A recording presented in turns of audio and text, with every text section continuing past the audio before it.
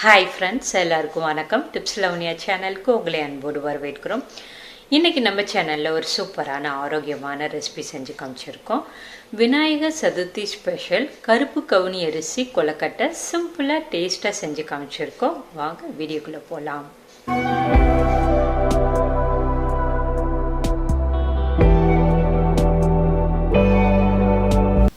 கருப்பு கவுனி அரிசியை 2-3 தடவை தண்ணியில் நல்லா அலசிட்டு காய வச்சு எடுத்து வச்சுருக்கிறேன். காய வச்ச அரிசியில் 1 கப் அரிசியை போட்டு நம்ம நல்லா வறுத்துடலாம். வறுத்த அரிசியை ஆற வச்சிடலாம். நல்லா ஆறுனதுக்கப்புறமா ஒரு மிக்சி ஜாரில் போட்டு அரைச்சிடலாம். அரிசியை இந்த மாதிரி பவுடரை நல்லா அரைச்சதுக்கப்புறமா ஒரு சல்லடையை வச்சு நம்ம சலிச்சு எடுத்துடலாம். ஒரு சல்லடையில் மாவை கொட்டிட்டு ஒரு கரண்டியை வச்சு இந்த மாதிரி எல்லா பக்கமும் நல்லா கிளறி விடுறப்ப மாவு வெளியே சிந்தாமல் உள்ளேயே சலிச்சிரும். இந்த மாதிரி மாவு சலிச்சுட்டு கொலக்கட்டை பண்ணுறப்ப கொலக்கட்டை நல்லா வரும்.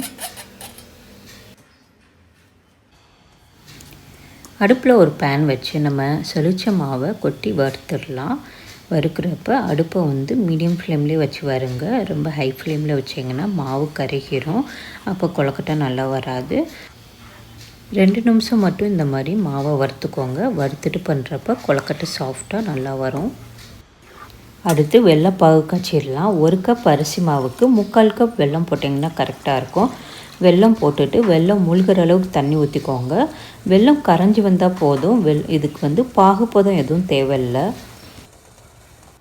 அடுப்பில் ஒரு பேன் வச்சுட்டு 1 ஸ்பூன் நெய் ஊற்றிக்கோங்க. நெய் நல்லா உருகட்டும்.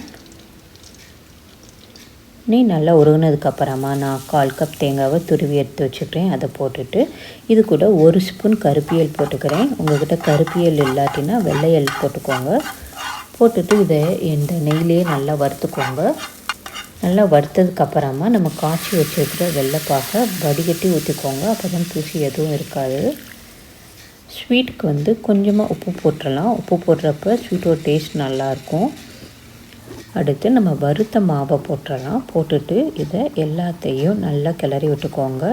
கட்டி இல்லாமல் நல்லா கிண்டி விடுங்க.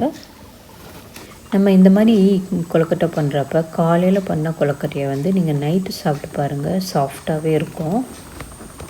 இதை இந்த மாதிரி பிசைஞ்சு எடுத்துடலாம். ஆறுனதுக்கப்புறமா பிசைஞ்ச மாவில் கொஞ்சோண்டு மாவு எடுத்து நம்ம கொலக்கட்டை பறிச்சிடலாம்.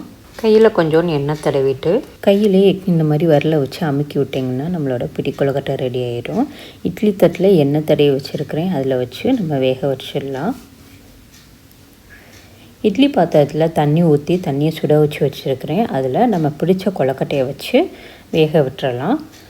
கொலக்கட்டையை ஒரு 10 நிமிஷம் மட்டும் வேக விட்டோம்னா கரெக்டாக இருக்கும். கொலக்கட்டை நல்லா வேகட்டும். 10 நிமிஷம் கழித்து பார்த்தோம்னா கொலக்கட்டை எல்லாம் நல்லா வெந்துருச்சு. நம்மளோட கருப்பு கவுனி அரிசி கொலக்கட்டை சூப்பராக ரெடி ஆயிடுச்சு. உங்களுக்கு இந்த வீடியோ பிடிச்சிருந்துச்சுன்னா லைக் பண்ணி ஷேர் பண்ணுங்கள். டிப்ஸ் லவனியா சேனலுக்கு ஒரு வாட்ஸ்அப் குரூப் க்ரியேட் பண்ணியிருக்கோம். அதோட லிங்க் டிஸ்கிரிப்ஷன் பாக்ஸில் இருக்குது. அந்த லிங்க்கில் ஜாயின் பண்ணி சப்போர்ட் பண்ணுங்கள். இன்னும் நம்ம சேனலை சப்ஸ்கிரைப் பண்ணால் பார்த்துட்டு இருந்தீங்கன்னா சப்ஸ்கிரைப் பண்ணி கூடவே பெல் ஐக்கனை கிளிக் பண்ணிக்கோங்க. அப்போ தான் நாங்கள் போடுற வீடியோஸ் உங்களுக்கு உடனே நோட்டிஃபிகேஷனில் வரும். அனைவருக்கும் விநாயகர் சதுர்த்தி நல்வாழ்த்துக்கள். நன்றி, வணக்கம்.